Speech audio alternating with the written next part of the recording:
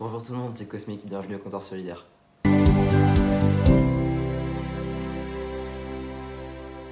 Aujourd'hui, une vidéo de type Kezako sur un thème qui concerne l'autisme, les intérêts spécifiques. Pour beaucoup de gens, les intérêts spécifiques, aussi raccourcis en intérêt SP ou en IS, c'est être fan d'informatique, tout savoir sur le sujet en question depuis tout petit et s'y intéresser jusqu'à la fin de sa vie. Mais en réalité, c'est beaucoup plus varié que ça et je vais tout vous expliquer aujourd'hui. Un IS, c'est ce qu'une personnaliste pourrait qualifier de passion, mais avec beaucoup plus d'ampleur. Contrairement à ce que beaucoup de gens pensent, un intérêt spécifique ne dure pas forcément toute la vie. Il peut durer quelques jours, comme quelques semaines, quelques mois, voire quelques années, mais toute la vie, c'est beaucoup plus rare. Par contre, quand un intérêt spécifique cesse, il laisse forcément place à un autre, et c'est en ce point-là qu'il est différent d'une passion. Il est en effet beaucoup plus rare qu'un adulte à liste ait encore des passions. C'est quelque chose qui est beaucoup plus vu chez les enfants et les adolescents. Le mode d'intérêt diffère également beaucoup entre un IS et une passion. Un intérêt spécifique est considéré comme plus intense car il peut virer à l'obsession. Personnellement, j'ai eu un IS sur les animaux marins vers environ 15 ans et ça m'a mené, les jours où j'étais seul à la maison, à ne pas manger pendant 24 heures car j'étais trop absorbé par des livres ou des documentaires sur le sujet.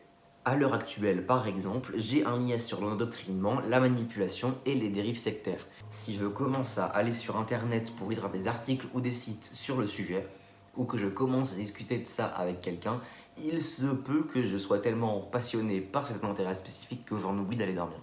Parfois, j'ai donc très peu de temps de sommeil, voire pas du tout. Ça m'est déjà arrivé de faire des nuits blanches à cause de ça. D'ailleurs, parler beaucoup et sans cesse d'un intérêt spécifique s'appelle l'infodump. Quand j'étais au lycée, ce mode d'intérêt obsessionnel m'a beaucoup posé problème pour me faire des amis, car j'étais tout simplement incapable de parler d'autre chose que de psychologie et de criminologie. Pour illustrer ce mode d'intérêt intense, j'ai un exemple un peu plus parlant. Je connais quelqu'un qui a pour intérêt spécifique un groupe de musique et il est tout simplement incapable d'écouter une chanson d'un autre groupe.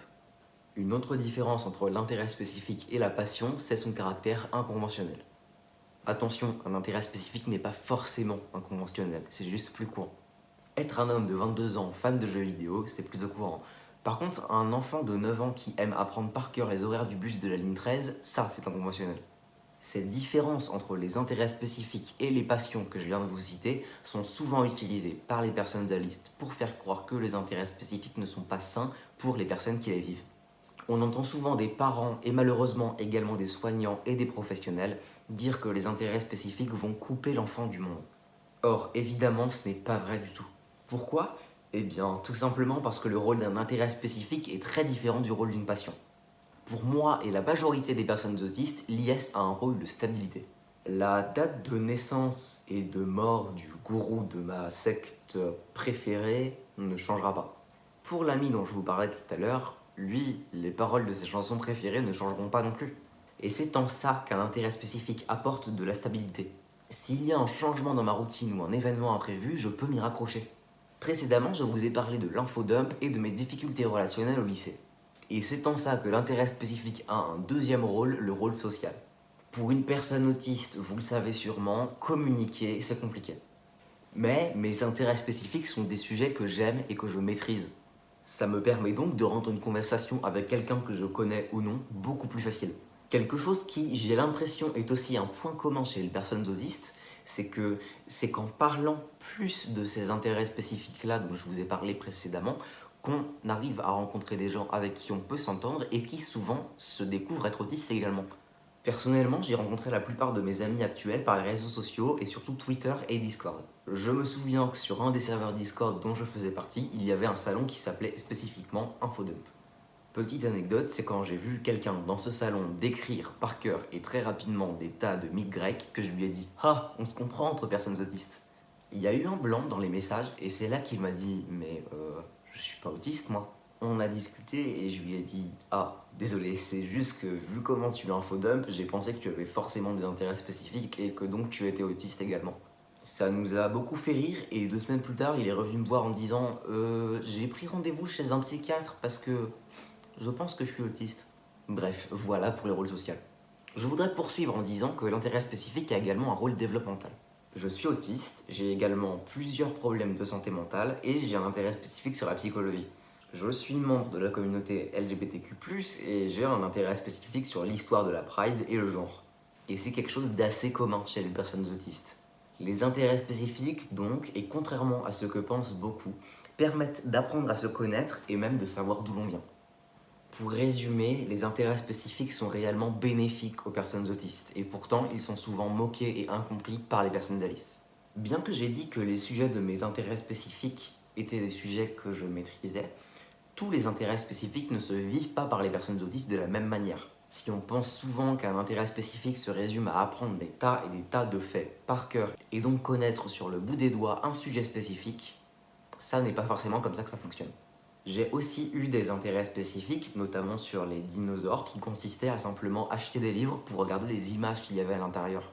J'ai un grand intérêt pour les dinosaures depuis que je suis vraiment petit, et pourtant je n'y connais absolument rien, mais alors rien du tout. Je connais très peu de noms de dinosaures. Si vous me montrez un dinosaure, il y a peu de chances que je sache vous donner son nom. Par contre, je collectionne les figurines de dinosaures, les jouets de dinosaures, les choses avec des dinosaures dessus. J'adore ça. Les preuves sont là. Voilà, je pense qu'il n'y a pas vraiment d'autre chose à dire sur ce sujet, mais si tu as des questions, n'hésite pas à les mettre en commentaire, j'y répondrai avec plaisir. J'ai essayé de casser des préjugés et d'expliquer tout ça de manière simple et ludique. Si toi-même tu es une personne autiste et que tu as des intérêts spécifiques, n'hésite pas à donner ton avis sur tout ce que je viens de dire et à lister tes intérêts spécifiques dans les commentaires.